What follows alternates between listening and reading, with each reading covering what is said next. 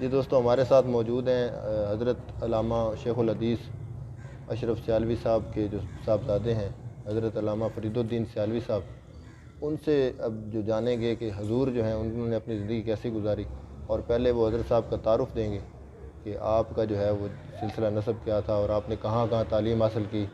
تو حضور جو ہے اب ہم حضور سے پوچھیں گے کہ وہ حضرت صاحب کے بارے میں ساری معلومات جو ہے ہمیں بتائیں۔ جی بھائی عثمان صاحب، شکریہ۔ قبلہ والد گرامی حضور اشرف العلماء شیخ القرآن والحدیث علامہ محمد اشرف سیالوی رحمۃ اللہ علیہ، آپ 1940 میں قصبہ غوث والا، یہ بڑھانے کے قریب ہے، ضلع جنگ کے مضافات میں۔ آج کل تو یہ چنیوٹ میں آ گیا، اس وقت یہ جنگ میں تھا، وہاں آپ پیدا ہوئے۔ تو آپ کے آباء و اجداد وہ کھیتی باڑی کرتے تھے، لیکن علم سے ایک شغف تھا۔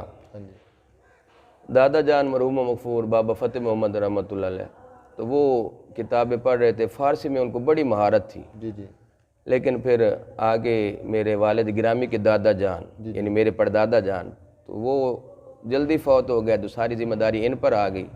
پھر پوری طرح پڑھ تو نہ سکے، تو یہ کھیتی باڑی وہ کام کاج کرتے تھے۔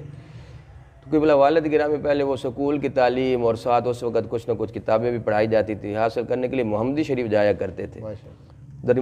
درمیان میں یہ دریائے چناب بھی آ جاتا تھا، تو خود فرمایا کرتے تھے کبھی میری جوتیاں جو ہے نا تو وہ پانی میں گما کے آ جاتا، تو کبھی کتابیں جو ہے نا تو وہ اس طرح، تو بڑے پریشانی والا معاملہ تھا۔ تو شیخ الاسلام والمسلمین خواجہ محمد قمر الدین سیالوی رحمۃ اللہ علیہ نا وہاں محمدی شریف تشریف لائے، تو اس وقت وہ مولانا رحمۃ اللہ صاحب ہوتے تھے۔ تو آپ نے بھی کچھ احباب کو کہا کہ مجھے بیعت کرواؤ قبلہ حضرت شیخ محترم کی نا، تو انہوں نے اپنے بیٹے کو تو بیعت کروایا، لیکن ادھر ذکر کوئی نہ کیا۔ لیکن آپ حالانکہ بچپنا تھا، بھی سمجھدار تو تھے، لیکن اتنا وہ نہیں تھا۔ آپ ایسے ہی چلے گئے تو اپنا ہاتھ جا کے حضور شیخ الاسلام علیہ وسلم کے سامنے کر دیا، آپ نے ہاتھ بھی پکڑا، بیعت بھی فرمایا، اور کافی دیر دیکھتے بھی رہے نا۔ تو قبلہ والد گرامی اکثر اوقات یہ فرمایا کرتے تھے، اور اس وقت آپ کی آنکھیں بھی بھیگ جاتی تھیں کہ شیخ الاسلام والمسلمین خواجہ قمر الدین سیالوی رحمۃ اللہ اس کے بعد نا اکثر مجھے خواب میں ملتے، کبھی بادام کھلا رہے ہیں، کبھی اخروٹ کھلا رہے ہیں، کبھی دودھ پلا رہے ہیں۔ تو ایسی محبت پیار ہو گیا نا، میرا ادھر جو ہے نا دل گھر میں نہیں لگتا تھا، میں نے کہا میں ادھر ہی پڑھتا ہوں۔ تو سب کو چھوڑ چھاڑ کے میں حضور شیخ الاسلام والمسلمین خواجہ قمر الدین سیالوی رحمۃ اللہ وہاں حاضر ہو گیا۔ تو ابتدائی تعلیم آپ نے وہاں حاصل کیا، مرید تو ہیں ہی صحیح، سلسلہ طریقہ، لیکن پڑھا بھی ہے، شاگرد بھی ہیں بعد، یہ ہدایت الناب بھی اور کافی کتابیں جو نا حضور شیخ الاسلام والمسلمین خواجہ محمد قمر الدین سیالوی رحمۃ اللہ سے پڑھتے رہے۔ یہ اکثر لوگ یہ ذکر نہیں کرتے۔ تو پھر سلسلہ مولانا سدید الدین صاحب رحمۃ اللہ علیہ ادھر معظم آباد شریف والے، موجود حضرت صاحب صاحبزادہ محمد الحق صاحب کے دادا حضور، ان سے بھی کافی اکتساب فیض کیا ہے۔ اور پھر کتابیں جو ہے نا جو بڑی کتابیں، یہ منطق، فلسفہ اور باقی ساری، تو یہ حضرت ملک المدرسین شیخ القرآن والحدیث استاد العرب والعجم علامہ عطا محمد بندیالوی صاحب رحمۃ اللہ ان کے پاس پڑھتے ہیں۔ اور یہ بڑے بڑے اکابر اساتذہ کے استاد ہیں علامہ عطا محمد بندیالوی صاحب۔ وہ اس میں تو کوئی شک نہیں ہے کہ ان جیسا جو ہے نا حدیث کا علم جاننے والا عالم دین اس دور میں تو کوئی موجود نہیں ہے۔ اب ایک جو ہے نا وہ ہوتا ہے کہ آپ اب وہ طلباء کے ساتھ تو ان کا جو ہے نا وہ سلسلہ تھا ہی، بہت سارے دوست بتاتے بھی، آپ کے ساتھ ایک والد کی حیثیت سے ان کے کیا معاملات تھے، کس طرح سے پیش آتے تھے، اور آپ کو سب کو تقریباً انہوں نے کوشش کی کہ عالم دین بنایا اپنی اولاد کو، اس معاملے میں دوستوں کو جی الحمدللہ آپ نے جو ہے نا بڑی آپ کی شفقتیں ہیں، مہربانیاں، کوششیں، جو بس ہر وقت یہی نصیحت وصیت اور حکم ہوتا تھا، تعدیبی لحاظ سے بھی، یعنی اس میں آپ سختی بھی فرماتے تھے، نرم انداز سے بھی، ہر لحاظ سے کہ بس پڑھو، محنت کرو، پڑھو زیادہ سے زیادہ، اور ساتھ یہ مثالیں بھی دیتے تھے کہ تمہیں تو سب کچھ گھر میں مل رہا ہے، مفت میں مل رہا ہے، اور ہم کہاں کہاں پھرتے تھے اور کیا کیا معاملات ہوتے تھے، تمہیں سب کچھ گھر میں مل رہا ہے، تو بہرحال بڑے اب جو ہے نا ظاہر ہے جس مقام پر آپ دیکھنا چاہتے تھے وہ مقام تو یقیناً بہت اونچا تھا، لیکن آپ دعا فرمائیں اللہ تعالیٰ۔ تو جہاں میں ایک بات کرنا چاہتا تھا تو آپ نے درمیان میں کہ ایک یہ اللہ تعالیٰ کا خاص کرم اور فضل رہا کہ جس استاد کے پاس بھی گئے نا اس کی آنکھ کا تارہ ہوتے تھے، بڑے پیارے۔ اب شیخ الاسلام والمسلمین خواجہ محمد قمر الدین سیالوی رحمۃ اللہ آپ کے مرشد بھی ہیں، استاد بھی ہیں، لیکن شفقتیں اور محبتیں سبحان اللہ اپنا بیٹا بنا لیا۔ ماشاءاللہ تینوں صاحبزادوں کو بلا کے نا خواجہ خواجگاہ خواجہ محمد الدین سیالوی رحمۃ اللہ، خواجہ مجد الدین سیالوی اور محمد نصیر الدین سیالوی خواجہ، تینوں صاحبزادوں کو بٹھا کے فرمانے لگے یہ نہ سمجھنا کہ قمر الدین کے ہم 3 بیٹے ہیں، تم 4 ہو، یہ بھی میرا بیٹا ہے، تمہارا بھائی ہے، ماشاءاللہ، اور میں تو ان کو اپنے خرچے پہ ازہر بھیجنے کو تیار ہوں۔ جامعہ الازہر، ہاں، جتنے یہ محنتی بچے ہیں اور ماشاءاللہ پڑھنے والے، یعنی اتنے۔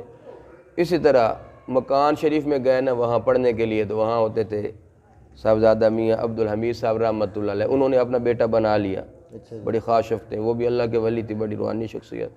تو ادھر حضور محدث اعظم پاکستان کے پاس دورہ حدیث کیا فیصل آباد میں، ان کی بڑی شفتیں، بڑی محبتیں۔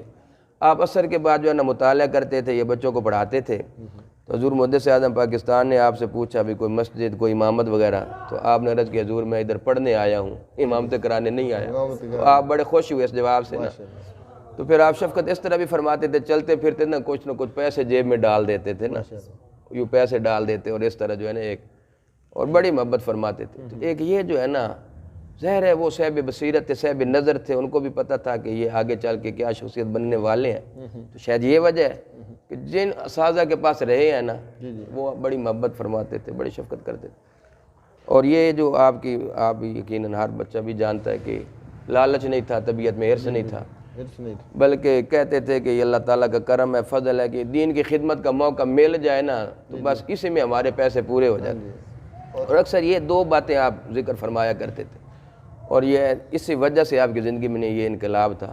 ماشاءاللہ، ایک حضور شیخ الاسلام والمسلمین کی یہ بات کہ جب کوئی مشکل ہوتی، کوئی گھر میں کام ہوتا نا ایسا، کوئی پریشانی والا معاملہ، تو منت یہ مانتے تھے یہ کام ہو جائے نا تو اتنے علاقوں میں پیدل چل کے نا مفت تقریریں کروں۔ ماشاءاللہ، ایک علاقے میں بوڑھا لدیال، وہاں حضور شیخ الاسلام والمسلمین خطاب فرمانے لگے نا، جس طرح لوگوں کی عادت ہوتی ہے، کھڑا ہوا جیب سے پیسے نکالے دوسروں کو ترغیب دینے کے لیے اور آگے لے کے چال پڑا نا، شیخ الاسلام والمسلمین خواجہ قمر الدین سیالوی رحمۃ اللہ کافی سارے پیسے جیب سے نکالے، سامنے ٹیبل پہ رکھ دی اور فرمایا یہ میں تمہارے پیسے لینے نہیں آیا، رقم کے لیے نہیں آیا، اللہ تعالیٰ کا دیا بہت کچھ ہے، یہ پیسے میں نے رکھ دیے، میرے جانے کے بعد آپس میں بانٹ لینا، تقسیم کر لینا، فی الحال آرام سے بیٹھو میری بات سنو۔ ماشاءاللہ، ایک یہ بات اکثر بیان کیا کرتے۔ دوسرا حضور محدث اعظم پاکستان علامہ سردار احمد صاحب رحمۃ اللہ علیہ، ماشاءاللہ، ان کا یہ فرمان کہ آپ بھی ماشاءاللہ 3 گھنٹے خطاب فرماتے تھے حضور محدث اعظم۔